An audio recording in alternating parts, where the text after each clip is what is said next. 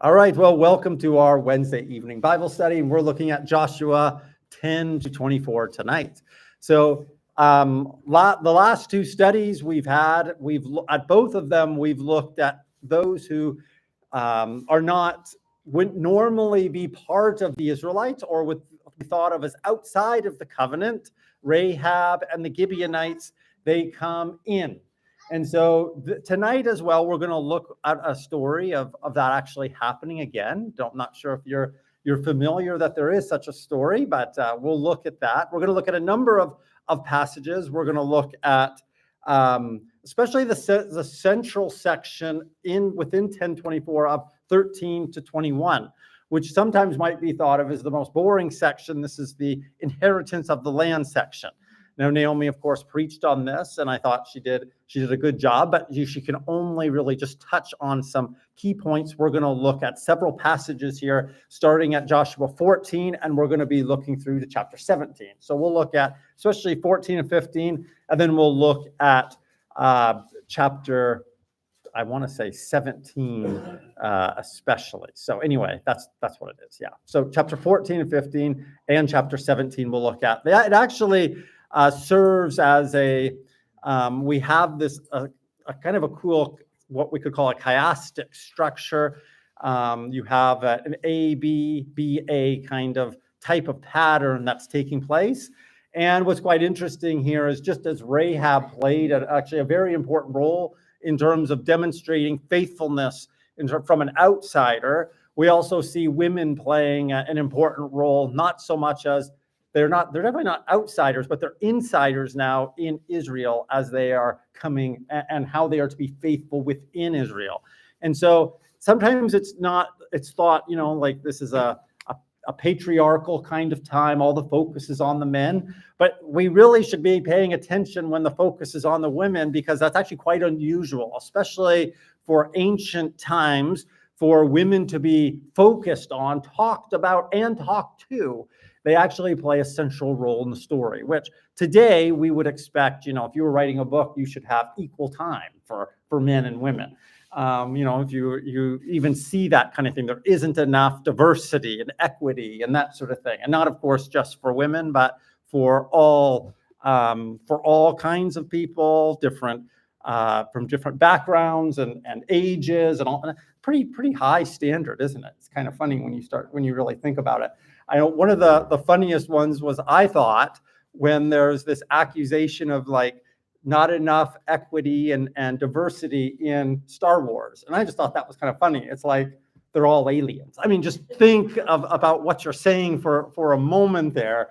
We don't have enough people of color. And it's like there's people from all different kinds of, different kinds of people all together. Anyway, I thought that's just kind of taken to an extreme. But we do live in a different time, and that actually is not to say that the time that we live in is not. It's better. Like in many ways, having equity and that sort of thing when it comes to gender, I would say is very valuable. And understanding that poor and old and young and rich and all the different kind of social spheres and dynamics and all of that kind of thing, different races, that it's important to recognize that. And we live in a time where probably like never before in the history of the world, since perhaps, going back to very early on. Thank you. That's actually, we could shut that off. I can try to shut this off here too. Thanks, Jim. A hand will sometimes, it's been a while since you've been in school, but, put your hand up there. I'll see that. Thank you, Jeremy. I appreciate that. The Giants, that's right. That's right. I didn't actually, and I hope you didn't feel bad, I didn't say anything about small and tall or, kind of thing. You're welcome here. I just want you to know that. Anyway, the video, I don't think, was trying to convey something negative about tall people. But anyway, saying all of that, like we do need to understand we live in a different time and with a different culture and different expectations than in Joshua's time. The writing, the culture, the people, the focus is often quite different. The values, though, what we understand in terms of, as the Bible goes, this is God speaking to this people at this particular time in history in a way that is for all of God's people for all time. And that's actually what's totally amazing and incredible. It's not to us in terms of directly speaking to us. It's speaking to an ancient Near Eastern culture and time. And even, you would know, even in their language, we saw that today. How many of you knew about emet kind of thing, and about, that's faithfulness and that's truth and that sort of thing? You probably heard about it. Like, that's a different language. That's called Hebrew. It's written in Hebrew. It was originally written in that language. And so, but what's awesome about the Bible and what I love about it is God intended this to be for all people, for us. Paul talks about it being to whom the end of the ages has come. That's who it has been written for. And I get really excited about that, because it's all very relevant. It's all very applicable to us today. So saying all of that, let's take a look at Joshua chapter 14. And we're going to start off actually just with one verse. I just want to highlight something. It's quite important. It's a number of issues, but would somebody read chapter 14, verse 1?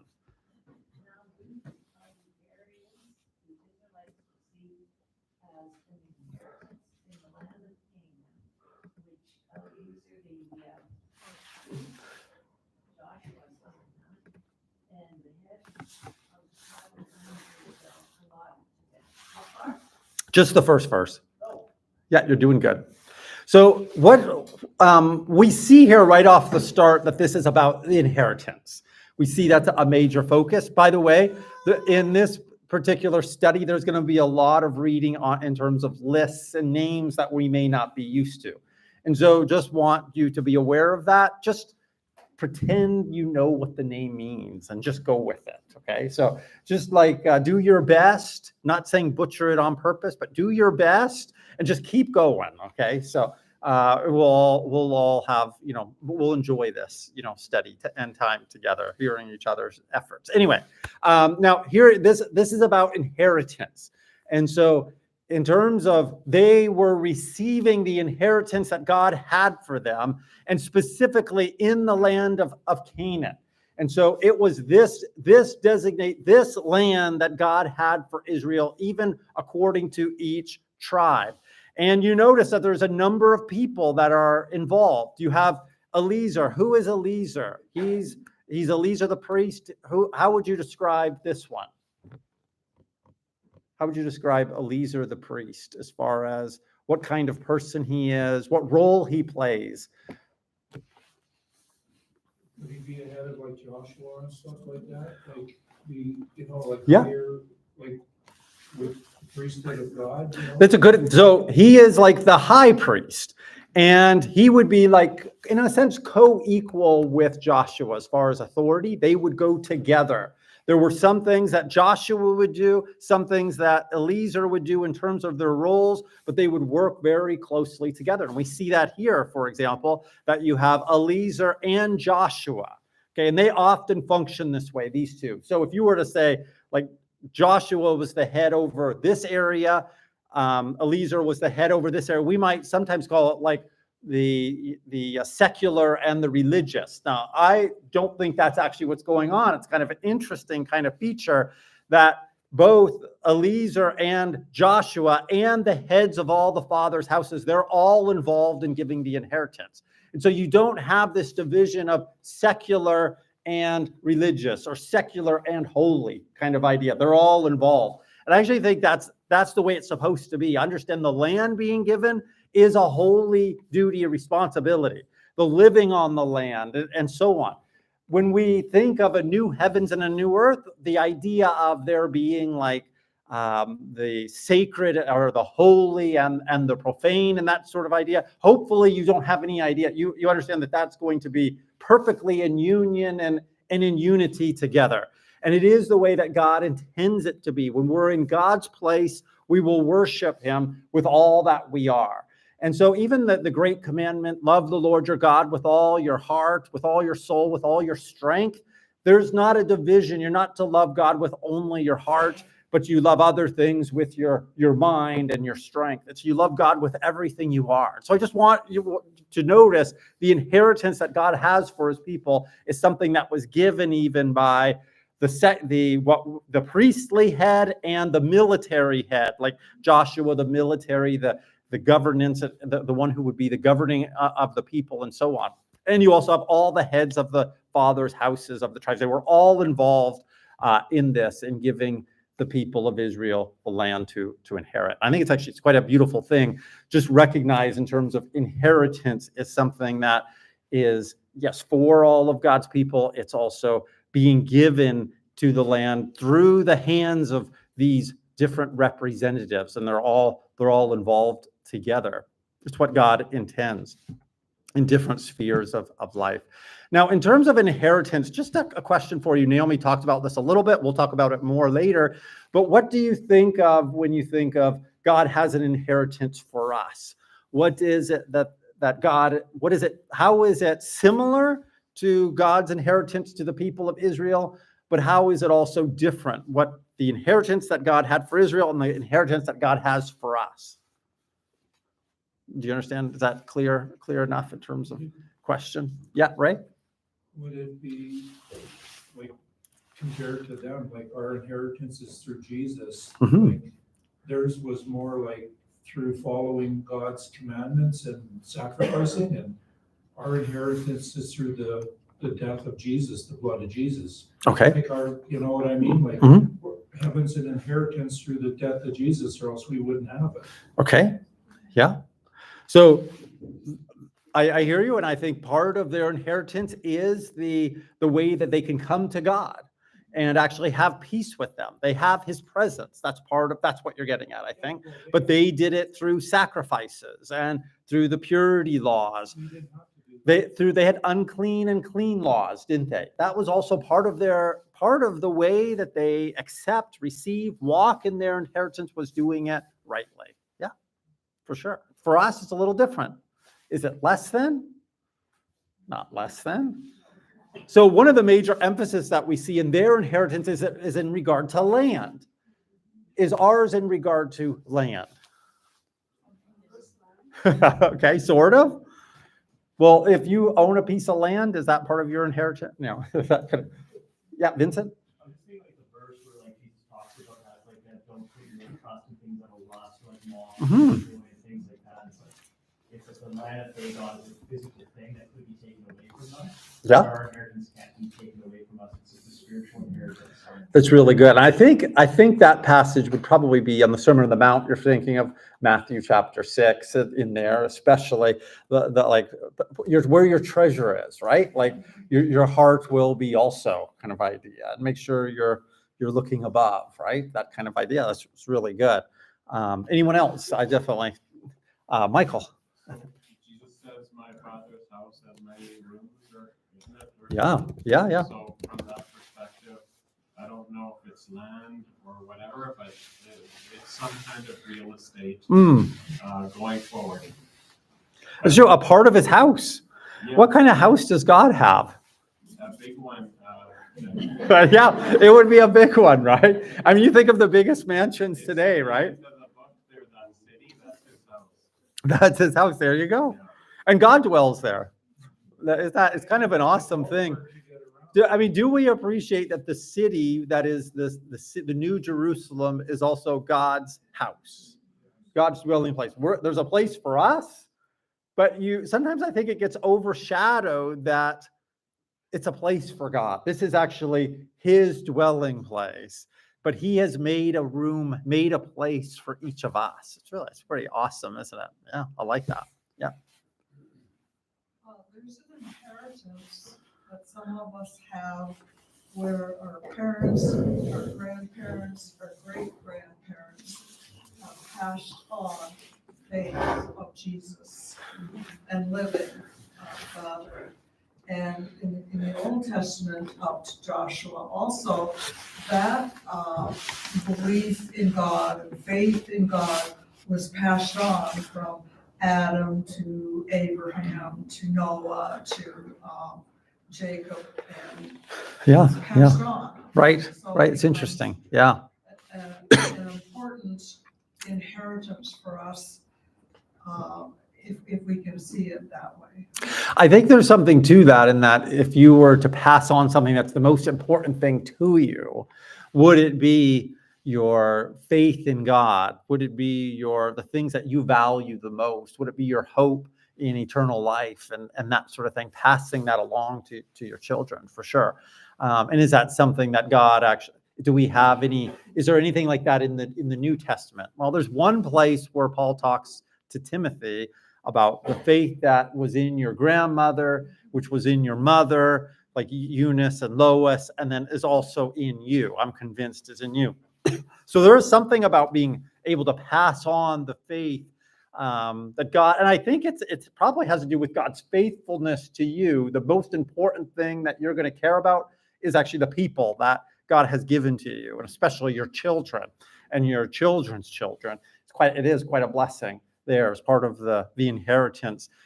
In some ways, could you think of anything more important? Even when you talk about eternal life, could you think about anything more important than in eternal life that God would give you your children and your children's children to be with you there? So I think there is definitely some truth there. What about land? Now, just returning back to this idea, you remember back also on the Sermon on the Mount, before he even gets to the idea of talking about make sure your treasure is in heaven where moss can't destroy and all that kind of thing. You have Matthew 5:5, blessed are the meek, for they shall inherit the earth. And so now, what does that mean? I'm not suggesting that's easy, but what does it mean when he says, first of all, this is a verse or a part of the verse, as far as the meek shall inherit the earth, is a promise that's given many times in Psalm 37, which is noted again and again that God is actually going to give the earth to the poor. They will inherit the earth, that he's going to give the earth to his people, to the righteous and this sort of thing. So the earth is actually, even while it's being destroyed by man, it's being spoiled by some people. You oftentimes think of the rich, the powerful, those who are, raping the earth as far as just taking from the earth anything they can get to use for themselves. God is saying that those who are faithful, he's actually going to give it to them. Yeah. Would that have anything to do with like Jerusalem coming down to earth?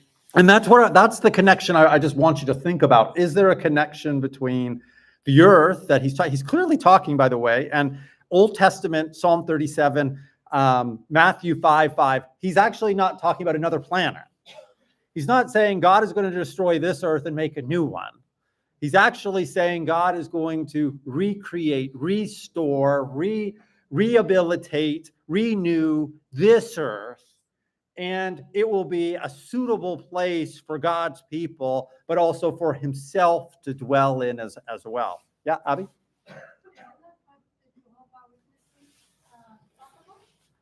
Well, first of all, just a reminder that anything that, cults might talk about doesn't mean that it's all wrong, right? But you're right, though, and I don't just reminding you, I mean, I'm reminding us all that just because like Mormons or Jehovah's Witnesses, or, I mean, we could even say group in there Muslim people and all, just because they say something, that doesn't make it wrong, because and maybe they emphasize a little bit differently than we do. That doesn't make it wrong. It may actually be that there's truth there. And I say, now, their Jehovah's Witness interpretation of Scripture, I think, is pretty out there. I just want you to know. I think it's pretty extreme and it's wrong. But at times, that doesn't mean they can't be right or have something actually valuable to say. Yeah, for sure. So are you saying this earth will be for us? Well, what is God going to do with this earth? And just an example was when God said he's going to destroy the earth, that he was sad when he made the earth, remember, in the first, before Noah. And does he actually destroy the earth and start over, or does he wash it clean with a flood? And actually he restores it and brings about, it's kind of a new creation, but it's actually a restoration of what he intended. Do you understand what I mean? And I think that is actually the model for what God is going to do with the new heavens and the new earth also, only on a much grander and greater and full. The main thing that God didn't do with Noah that he's going to do in the new heavens and the new earth is actually in us. Problem is he took the most righteous of the people, Noah, still tainted by sin, and he becomes then the one who produces all the other people on the earth who then continue to destroy. And even Noah himself falls into sin himself, right? Like that happened. So he's going to recreate humankind. And by doing that, he's not going to destroy us. He's going to remake us from the inside out. I think it's kind of a beautiful thing. If you want to think about what the new heavens and the new earth is, what does he do in terms of when he says, anyone who sees the kingdom of heaven or enters the kingdom of heaven must be born again or born from above. And I think that's what he's talking about, a new creation, a new work, but it's not talking about erasing what was before. Do you understand? I think sometimes we think of that. So sometimes when we think of new, we think of brand new, nothing like it ever seen. I think actually ancient people and the people of the Bible would more likely think of, for example, you have a new moon. And when you have a new moon, do you think that it never existed before, but now it's going through, it's a new phase of the moon. It's going to be, in a sense, new for this period of time. And of course, I do believe when he talks about a new heaven and new earth, it's going to be, he talks about it in terms of righteousness. It's going to be in righteousness and in an everlasting kind of life that it will have. So it's not, the old things have passed away, the new has come, but at the same time, there's a connection. And this is the big thing. There's a connection between the new and the old. And just as our bodies too will be made new, there's a connection between this body that we currently have and the new body that we will have. But that hasn't yet been revealed. So we can't draw all the lines that it will have. So anyway, an introductory study on inheritance. We'll talk a little bit more about this later on in our study. But okay, let's take a look. We're going to take a look at several passages now. Joshua 14 verses 6 to 15. So jumping forward, this is Caleb's inheritance. So he's the first to receive an inheritance. So would somebody read? It comes out to about 10 verses. Somebody who feels like reading a good chunk could read this one for us. Now the men of Judah approached Joshua at Gilgal, and Caleb, son of Jephunneh, the Kenizzite, said to him, "You know what the Lord said to Moses, the man of God, at Kadesh Barnea, about you and me. I was 40 years old when Moses, the servant of the Lord, sent me from Kadesh Barnea to explore the land, and I brought him back a report according to my conditions. But my brothers who went up with me made the hearts of the people melt with fear. I, however, followed the Lord my God wholeheartedly. So on that day Moses swore to me, the land on which your feet have walked will be your inheritance, and that of your children forever, because you have followed the Lord my God wholeheartedly. Now then, just as the Lord promised, he has kept me alive for 45 years, since the time he said this to Moses, while Israel moved about in the desert. So here I am today, 85 years old. I am still as strong today as the day Moses sent me out. I'm just as vigorous to go out to battle now as I was then. Now give me this hill country that the Lord promised me that day. You yourself heard that the Anakites were there, and their cities were large and fortified. But the Lord helped me. I will drive them out just as he said. Then Joshua blessed Caleb, son of Jephunneh, and gave him Hebron as his inheritance. So Hebron has belonged to Caleb, son of Jephunneh, the Kenizzite, ever since, because he followed the Lord, the God of Israel, wholeheartedly. Hebron used to be called Kiriath Arba, after Arba, who was the greatest man among the Anakites. Then the land of the rest some more. Thank you very much. You did a great job of reading, by the way. Yeah, some difficult names and so on there. But here we find the inheritance that is granted to Caleb. Now, as far as those who are receiving land in the part of the promised land, as far as Canaan, he's the first. He gets the first part. And now Judah is going to get, after this, is a long, in chapter 15, is the long allotment and so on to him. Now, we're not going to go into all that. We will look at a small part of that in a moment. So, first of all, I want to draw your attention to verses 8 and 9 and talking about faithfulness. When you look at verses 8 and 9, how is that described in terms of for Caleb here, that he was, how is his faithfulness described? Yeah. In fact, wholly follow the Lord. Wholeheartedly sometimes describes, some of your translations might have wholeheartedly. Anyone else have something a little bit different? Mine says wholly followed. Holy, yeah. Anyone else? It's that kind of idea with the whole heart, entirety. The word that is used in Hebrew is one that speaks of this is what his heart was filled with. Like, for example, you have in the New Testament Stephen full of the Holy Spirit and faith. It would be a very similar expression. His heart, this is how he was characterized. He was characterized this way, and Caleb is definitely that way. We see it both in the description of Caleb's own mouth, I wholly followed the Lord, and then also how Moses swore to him, because you have wholly followed the Lord, my God. And so, no, it's a different one, Mela. But it is, yeah, Because he meant his faithfulness. 100%. It's that same kind of idea, though. But not holiness. Well, the holiness here is talking about wholeness in the sense of whole. When I say wholehearted, I'm not talking or wholly following. It's talking about the whole person. And that's why I say it actually is like being full of faith. If you're a person that's characterized as full of faith or faithfulness, then that's what characterizes you. Really, how are you characterized? If someone was to characterize you, well, I don't think you could do better than Caleb here, being one who wholly followed the Lord, especially when you think, what does it mean to even be a disciple of Jesus? Isn't it one who denies yourself, picks up your cross and follows Jesus? And I think we could attach there wholeheartedly, couldn't we? Like that would be, it doesn't look back. Yeah, all kinds of probably description. And as far as Caleb goes, and we saw in the video too, talking about consistently.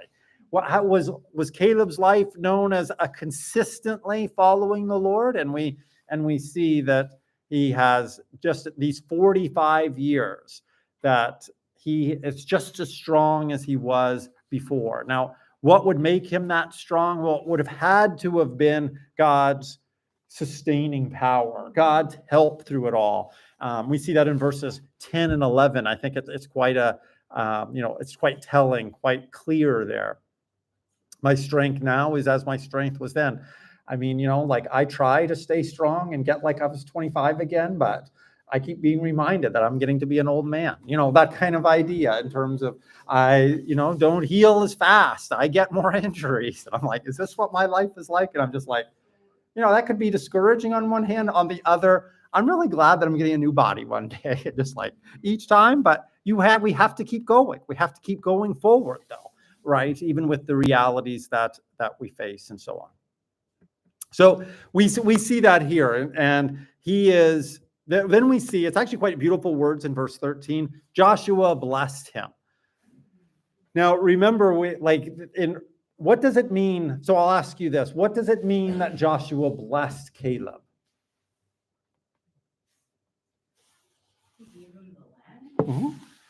Well, it tells us, first of all, what this would have entailed, at least the big part of it is, he gave Hebron to Caleb. So as an inheritance, this would have been what would become one of the major cities in Israel.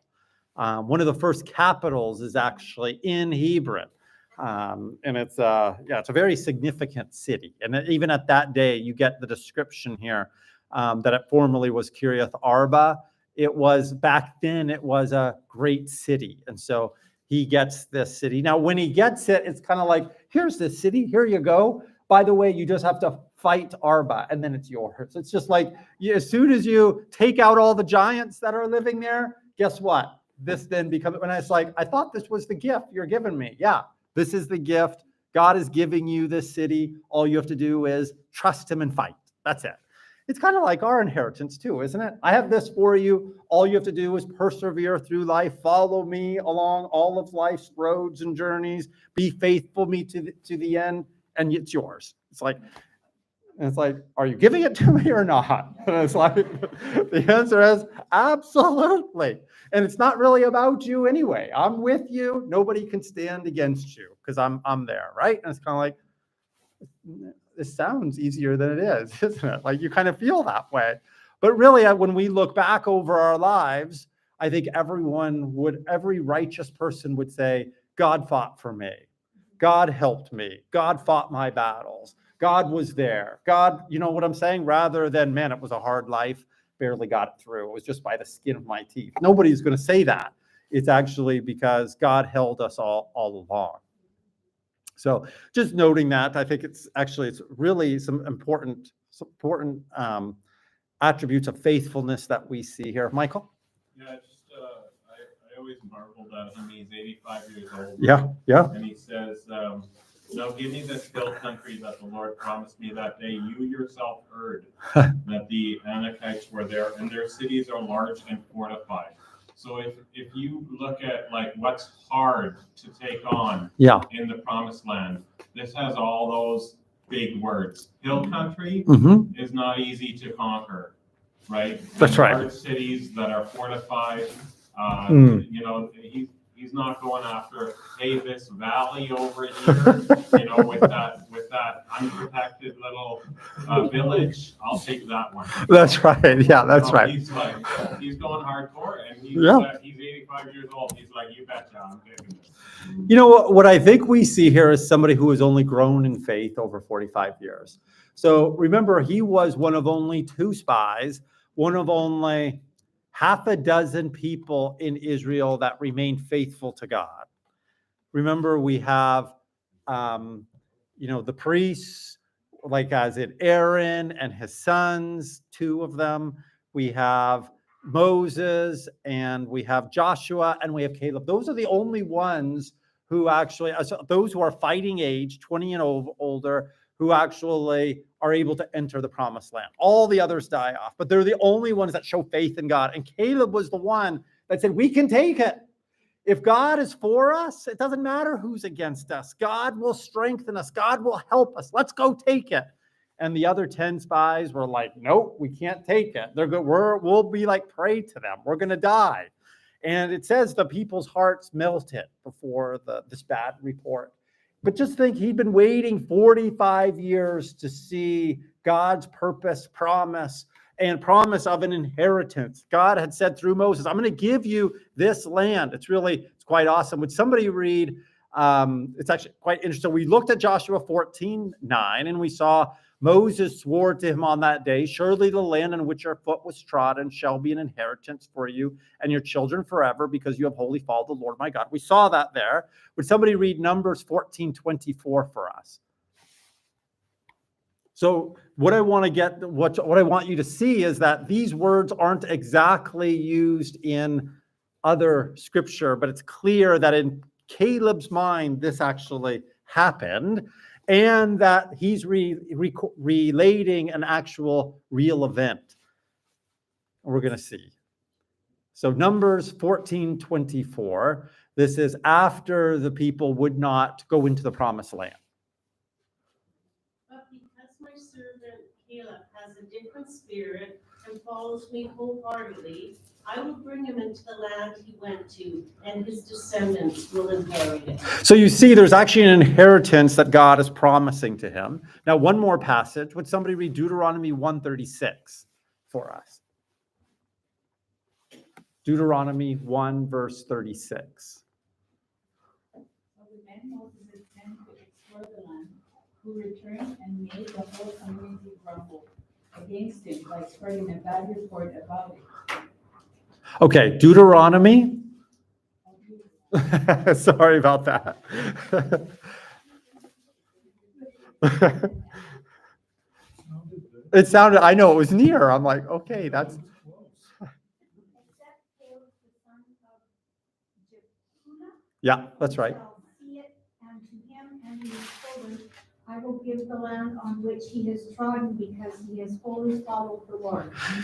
Now, do you see there? This is God speaking. He's going to give the land on which he has trodden. Remember, he went 40 days spying out the land, and God told him, I'm going to give you that land, the land on which. So apparently, in his spying out, he came to Hebron and thought, this is the one I want. This is the land I want. It stayed in his mind 45 years. Because he wholly followed the Lord. Now, the words on which he has trodden is the same, if you wanted to look in Joshua 1 verse 3, where God said to Joshua, every place that the sole of your foot will tread, I have given to you. And so this was something he began back with Joshua, where your foot tread, I'm going to give it to you. Now, saying that, does that apply, do you think, to us where we are in this world and we're living for God, and it seems like it's not going anywhere, like we're not having a great deal of change around us? Do you think maybe we're like Caleb, we're walking by faith, but there's going to come a day where God says, I'm giving you this land? Where, remember what we read before, the meek will inherit the earth, where God's going to say, I'm giving you this land. But you know what could be disheartening? And as it was probably for Caleb, he saw all the enemies around. He saw the land filled with immorality and so on. That's not the land that God had in store for him. And it's not the land that God has in store for us. He has a renewed creation in store for us. And that's even what makes it even a better promise. It's not just living in this polluted kind of land, or making this land the best that we can make it. It's a land that God is going to transform. All right, let's look at a different story now, but one that's parallel with this one. But first, I'm going to go to Abby. So while Abby is asking her question or talking, though, someone can look up Joshua 15:13 to 19. So that's the next chapter. But Abby, go ahead.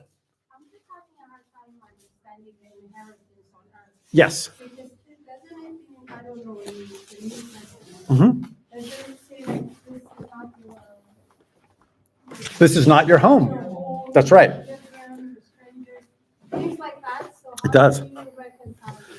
Well, here's the thing. There is a world that has a different culture, values, like you could say character to it, different pursuits, ambitions. It has also corruption that's inherent in it. And it's those, and death and darkness. Those are the things that are according to the old creation that are passing away. But the new one is going to be one that's filled with joy and peace and righteousness and what we might call everlasting life, right relationships, reconciliation with each other, where grace and all of those things reign. But the creation where you find, they say if you spend like 20 minutes outside on every day, it will make a huge difference to the way you even the light you get in fresh air and all of that. It will make a difference to your life as opposed to being stuck inside. And I'm just saying that's this creation. And so I'm saying there's something very positive about this creation, but God is going to renew it. And the fact that many of you love to garden and you love to go on walks and you love to go to the mountains and see creation, something beautiful about it, right? That will be preserved and even restored to the fullness that God has for us. So there's nothing wrong with physical creation, but what the fall has brought, that will be totally removed and undone. And that's the distinction between the creation that we're walking in now that's going to pass away, and that we're to consider ourselves wanderers or aliens in this world, and in the one which God has prepared for us. Does that, if you think that's easy to understand? No, it's not easy. I get it. It's not an easy concept to understand. But at the same time, we get a glimpse of what that would be like. Yeah. So, thinking what Abby said. Yeah. I'm just wondering, I forgot about Revelations, but the end of the world is supposed to be destroyed by fire. Right. Yes. So is that Well, it's purifying because of the fire? Because every time we talk about fire in the Bible, it's purifying. Uh-huh. So like when he destroys it, he's purifying it to make it. There is definitely an aspect of that. Just imagine the areas of corruption and darkness, the things that have been twisted and so on, the things that are confused in this life, those things will be done away with. Those who are in darkness, it will very much feel like it is an undoing of this world. When light comes in, it can even hurt and be painful to people. And that's what the distinctiveness. In the beginning, God created the heavens and the earth. The earth was formless and void, and darkness covered the waters, and the Spirit of God was over the, you know that passage, right? And then what did God do? God said, let there be light. And there was light. And so in that is the way that new creation will come about, is a reforming of physical creation, and I think all creation, and also a filling of creation even with every good thing. So this isn't easy.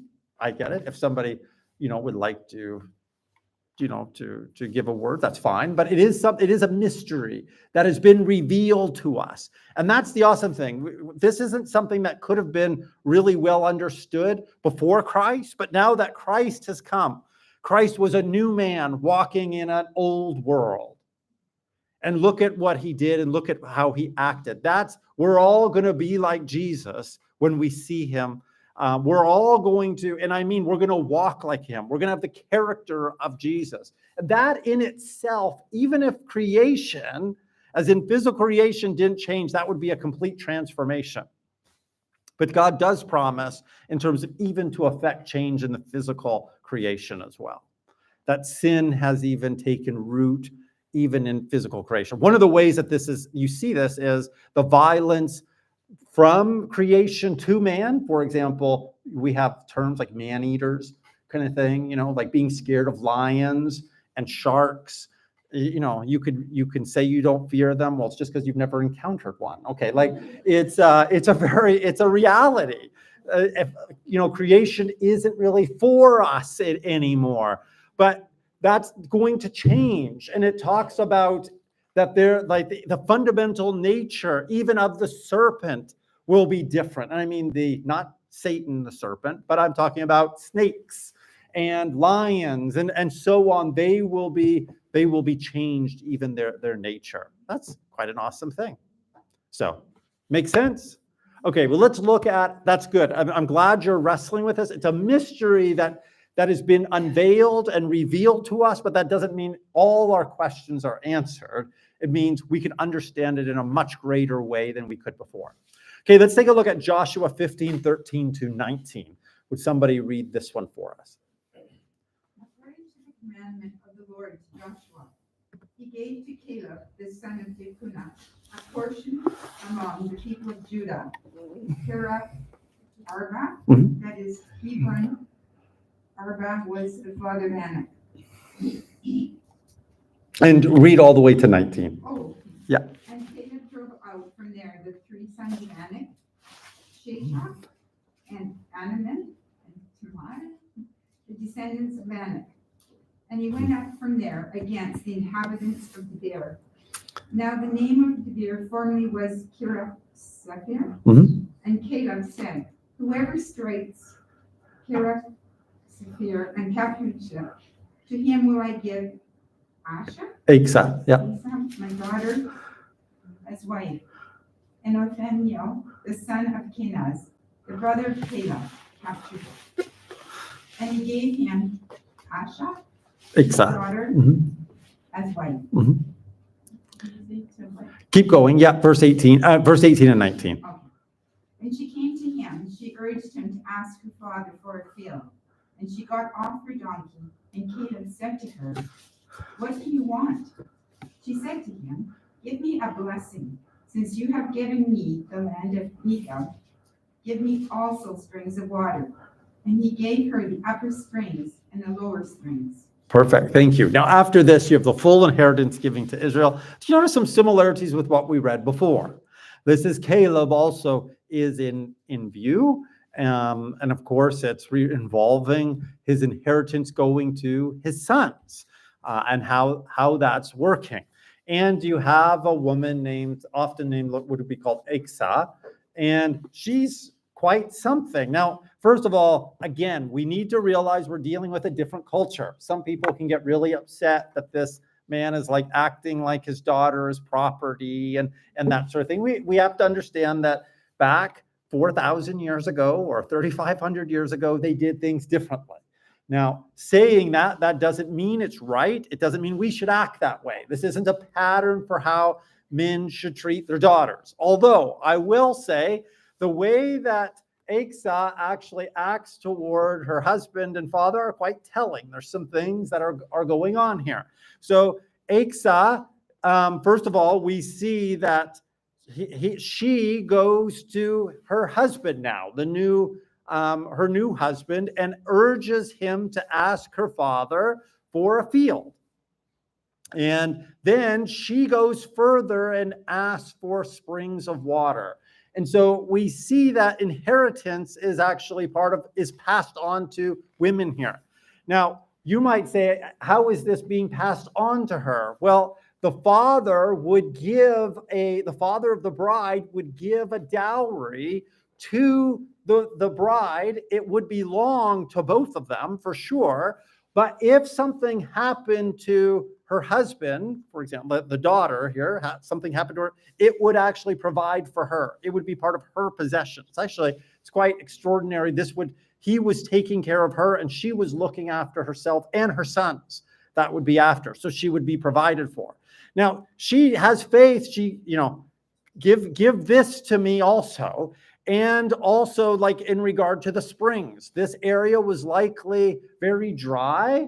And so she has foresight, and she knows what would be really a blessing. You have that same word that's used here as is used of Joshua blessing Caleb. So Joshua blesses Caleb, Caleb blesses his daughter.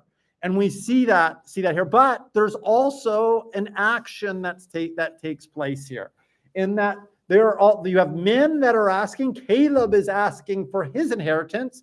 And here you have Iksa, with the faith of her father, asking for also an inheritance as well. And it's quite extraordinary. It's quite beautiful, I would say, in terms of here we have a woman of faith that is taking after the faith of her father. Isn't that beautiful? And so there's all kinds of things that people could get upset with in the 21st century, all over in Joshua.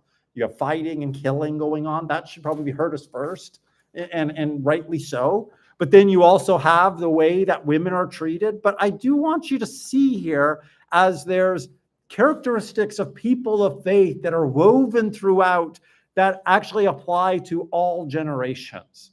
That God calls men and women to be focused and trust in God for their inheritance, that he will give them what he has promised. And that means actually walking in it and even asking for it at times. It's actually quite extraordinary that there's a responsibility among the people of God to make sure that they give even what God would give them.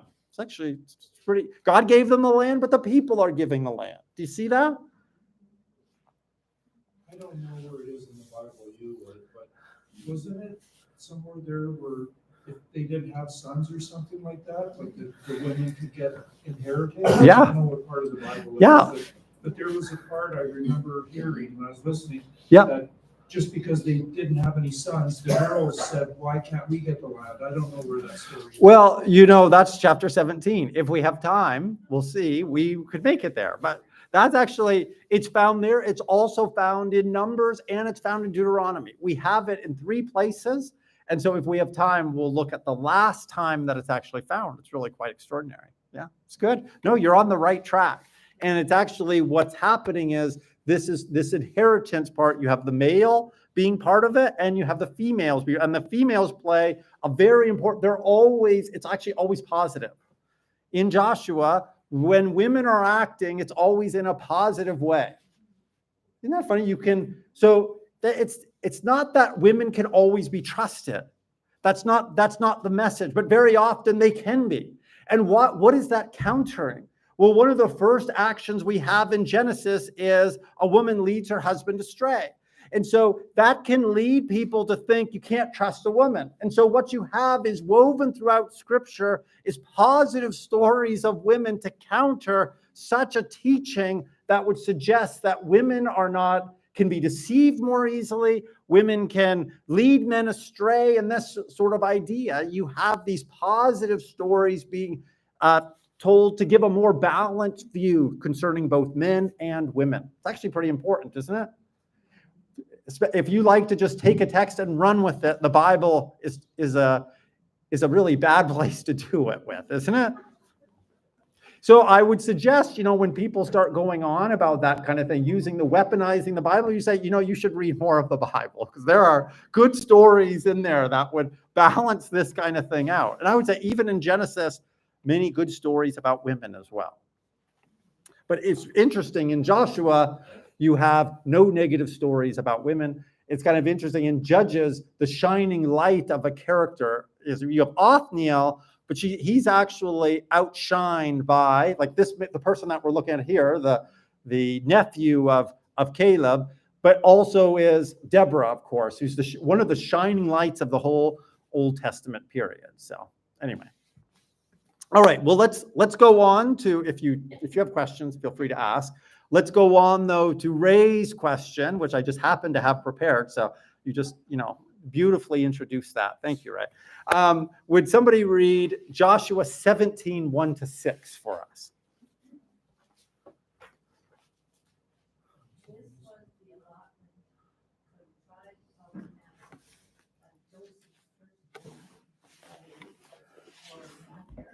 Mm-hmm.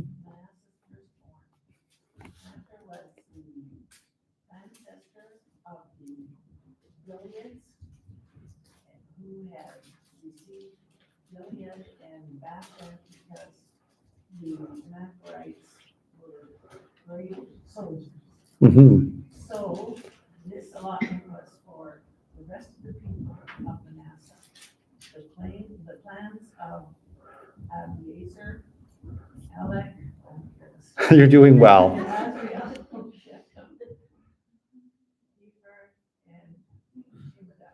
Good job.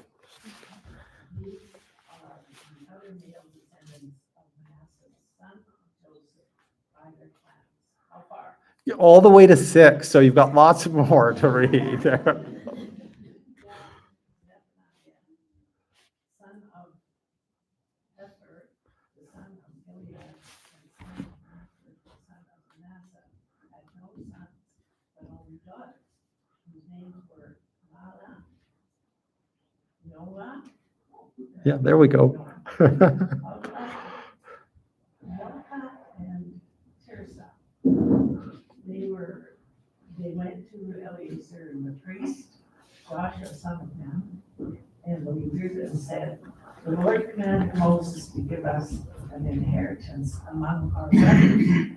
So Joshua gave them an inheritance, along with the brothers of their father, according to the Lord's command. Manasseh's share consisted of 10 tracts of land beside Gilead and Bashan, east of the Jordan. Because of the daughters of the tribe of Manasseh received an inheritance among the sons, the land of Gilead belonged to the rest of the descendants of Manasseh. Thank you very much. Now, the reason why I had you read all those names was actually purposeful, not just for fun. But you'll notice the sons, first of all, that are mentioned, or the tribe names, these are all males in verse 2. Notice there's 5 of them. 5 are listed by their clans. And you have Abiezer, Helek, Ezrael, Shechem, and Hefer. So there's 5. But then notice those are paired now in the very next verse with 5 women, 5 daughters, who this man Zelophehad had no sons, but he had daughters. And these are their names. And so it's really interesting. Not only did he have daughters, but they're all named.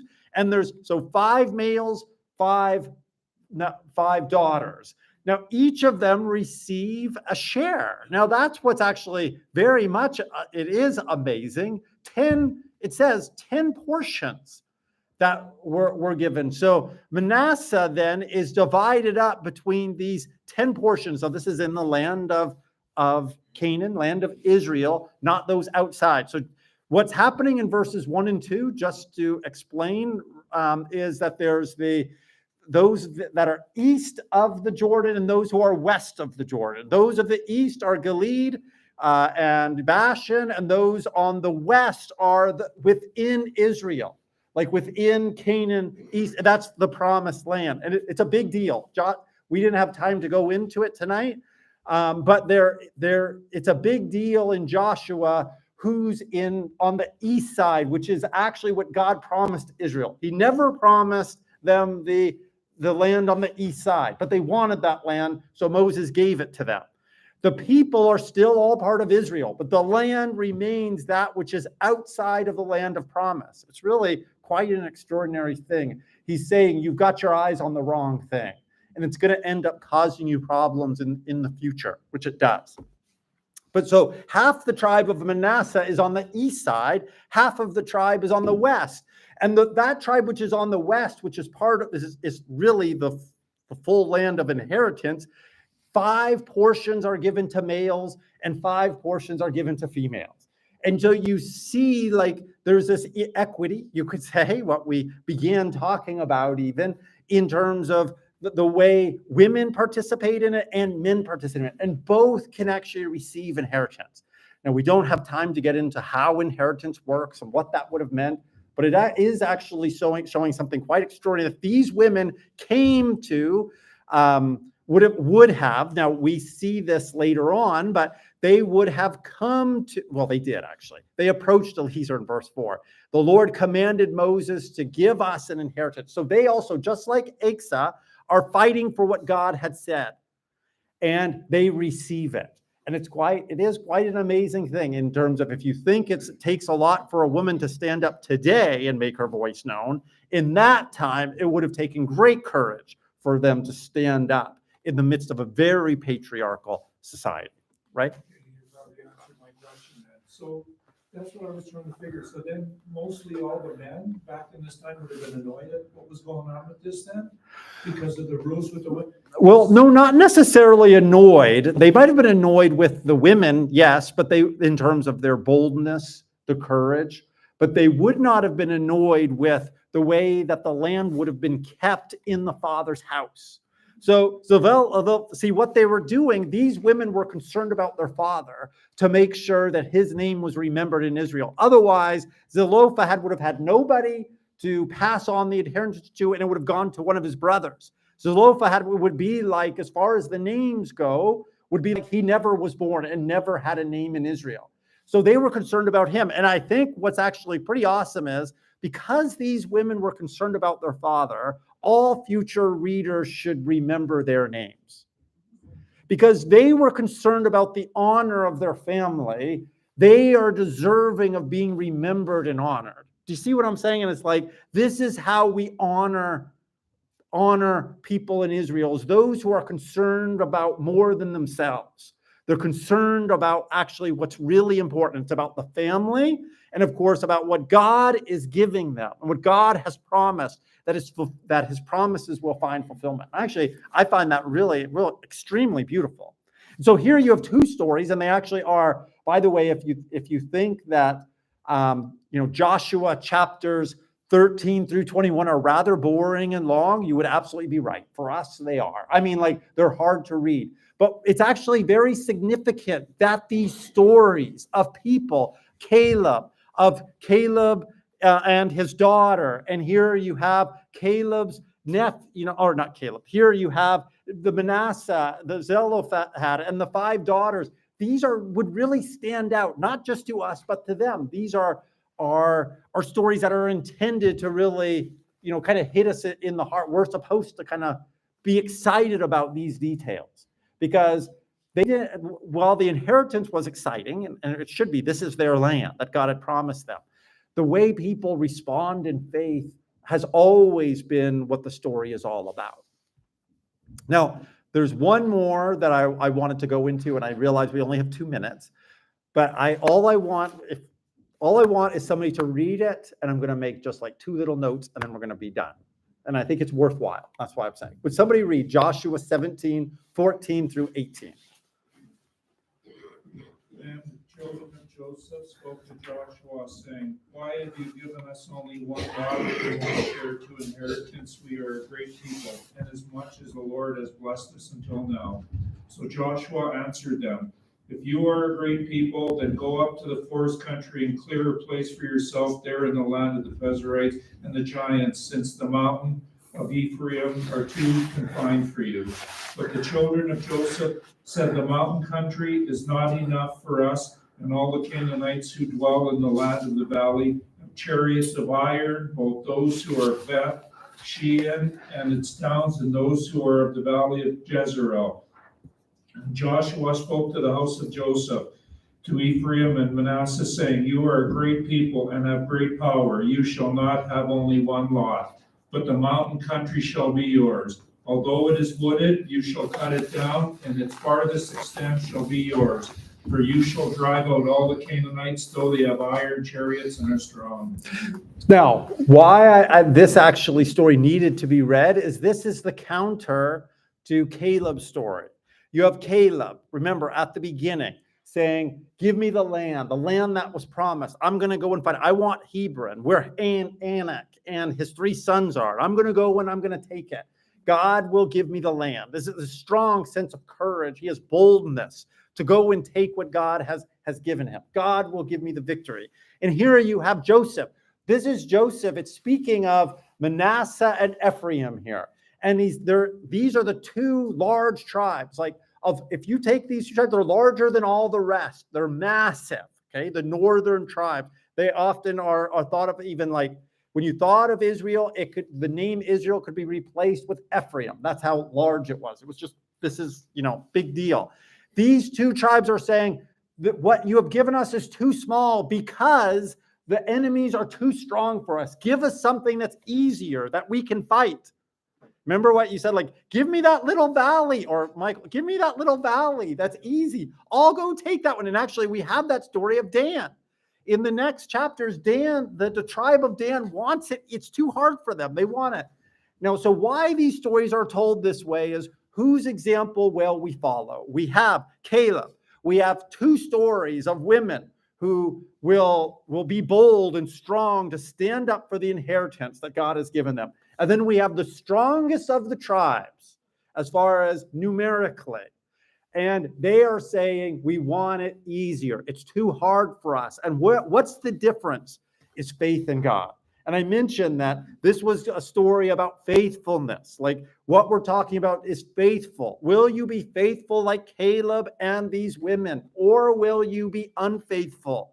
And we've seen examples of this. And this story is paralleled with the 12 spies who are sent in, and 10 of them were faithless. Which path will Israel follow? Will Israel follow Caleb and the women? It's actually pretty true here. Is that who they're going to follow, or are they going to follow the example of Joseph, the strong numerical tribes who have little faith? And isn't that true today? We have the same question as before us. Will we follow the example of Caleb? And we could also put in others like Stephen, like Peter, like John. Will we follow Paul, who are courageous in taking the gospel to the ends of the earth? Or will we follow the example of, actually, it's quite interesting, when Peter was at his worst, when John Mark was at his worst and ran away and would not share the gospel, would not stand up for Jesus, which one will we take? And aren't you glad God is a God of second chances? And God is a God of forgiveness and grace. But if he is for us, who can be against us? And the promise is that he has an inheritance for us, but it's those who will persevere to the end that will be saved. And that's where we come to the end of our study. 1,000 chances. That's right. He's a God who is loving and merciful and compassionate and so gracious. And so that's where we come to the end of our Bible. So be encouraged. be faithful to God. He is faithful to you. He will make a way. He makes all the difference in the world. And know that he gives us faithfulness. He grows faithfulness, as the man who had the demon-possessed son said to Jesus, Lord, help my unbelief. I mean, it is sometimes that's what is needed. And so I'm going to ask tonight, I'm so happy that Colleen is back with us tonight. She knew I was going to ask her. Colleen, would you close us in prayer tonight?